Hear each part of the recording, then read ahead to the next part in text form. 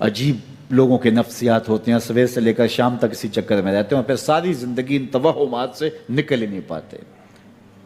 اللہ نے تمہیں پیسے دیے ہیں، نئی گاڑی تم نے خریدی ہے، چھوٹے بچے کا جوتا کیوں باندھ دیا آگے تم نے؟ جوتا باندھنے سے اگر یہ ایکسیڈنٹ سے، حادثے سے گاڑی بچ سکتی ہوتی ہے تو پھر پاکستان کے جتنے پی آئی اے کے جہاز ہیں سب پر باندھ دینا چاہیے، سب پہ جوتے لٹکے ہوئے ہوں۔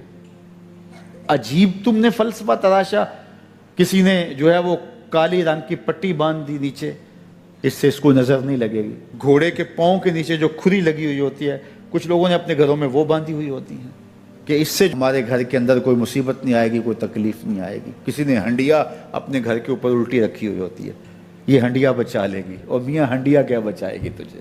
اللہ کے قہر سے کچھ نہیں بچا سکتا۔ جب تمہارے اوپر کوئی مصیبت نازل ہونی ہے تو کچھ نہیں بچا سکتا۔ اگر بچنا چاہتے ہو تو پھر اللہ سے استغفار کرو، اللہ تعالیٰ کی تسبیح کرو، اللہ کی تحلیل کرو، میرے حضور پہ درود پڑھو، پھر دیکھنا کہ مصیبتیں ٹلتی ہیں یا نہیں ٹلتی ہیں۔ تو یہ خام خواہ کے رکیے، اور یہ عامل لوگ جو ہیں ان کا تو کام یہی ہے، ان کا کام چلتا ہے لوگ ذوف الاعتقادی میں مبتلا رہیں، اور یہ کہہ دیتے ہیں کہ آپ کے خاندان میں ایک منحوس عورت ہے، یہ اس کا کیا ہوا ہے، تو کوئی نہ کوئی منحوس تو پہلے ہی انہوں نے طے کر رکھی ہوتی ہے، فوراً ذہن وہاں جا کلک ہو جاتا ہے۔ اس کا نون سے نام شروع ہوتا ہے، اس کا کاف سے نام شروع ہوتا ہے، اس کا جیم سے نام شروع ہوتا ہے، تو پورے خاندان میں کسی کا نام کاف، نون یا جیم سے تو شروع ہوتا ہی ہوگا، یا دوستوں میں، تو فوراً ذہن جو ہے ادھر منتقل ہو گیا۔ اب یہ بابا جی نے بتا دیا ہے، ہاں اس نے یہ بات کی تھی، کچھ باتیں یاد آنے لگیں، اس کاف سے شروع ہونے والے نام کے ساتھ نفرت پیدا ہو گئی۔ اس بابے نے نفرت کا کاروبار کیا ہے، اس نے تو 100 روپے 200 روپے لے لیے، لیکن دو انسانوں کے اندر نفرت ڈال دی۔ اس کا گریبان کل قیامت کے دن پکڑا جائے گا۔ ان ملنگوں کے پاس، ان ذوف الاعتقادی کو پھیلانے والوں کے پاس کبھی نہ جاؤ۔ تمہیں مصیبت پڑی ہے، تمہیں لگ رہا ہے کہ شاید میرے اوپر جادو ہے، تو پڑھو نا سورہ بقرہ، جادو جڑ سے اکھڑ جائے گا۔ 40 دن اپنے گھر میں سورہ بقرہ پڑھو، برکت ہوگی۔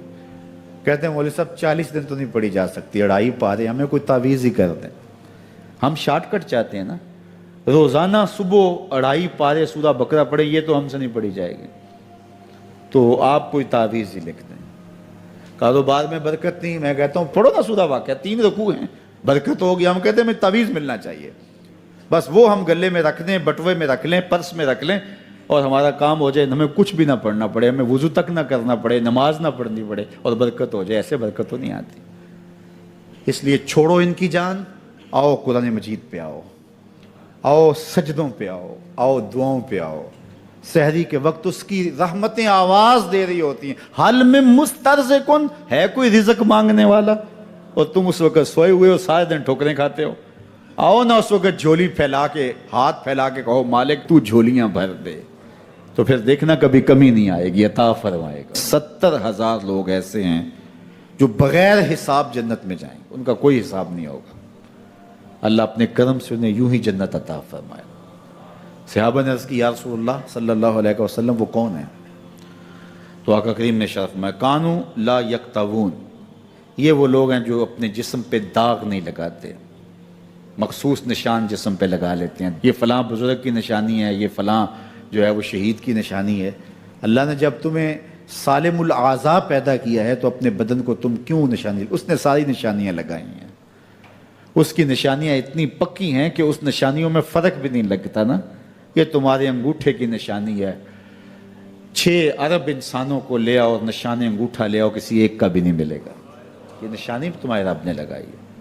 جیسی صورت تمہاری ہے ایسی صورت کسی اور کی نہیں بنائی، تمہیں منفرد بنایا اس میں۔ پوری کائنات میں سارے لوگ تمہارے جیسے ہیں، لیکن تم پھر بھی الگ دکھائی دیتے ہو۔ سب کی 2 آنکھیں، سب کا ناک، سب کے ہونٹ، سب کا رنگ ملتا جلتا، لیکن سب کی شکلیں الگ ہیں۔ یہ زید ہے، یہ بکر ہے، یہ عمر ہے، یہ آس ہے، یہ فلاں ہے۔ دوسرے وہ ولا یسترقون، اور وہ رقیہ نہیں کرتے، یہ چھو منتر جادو ٹونا ہر وقت عاملوں کے پاس بھاگے پھرتے ہیں، اور وہ انہیں جو ہے وہ غلط سلط ٹوٹ کے ٹونے بتاتے ہیں اور وہ کرتے رہتے ہیں۔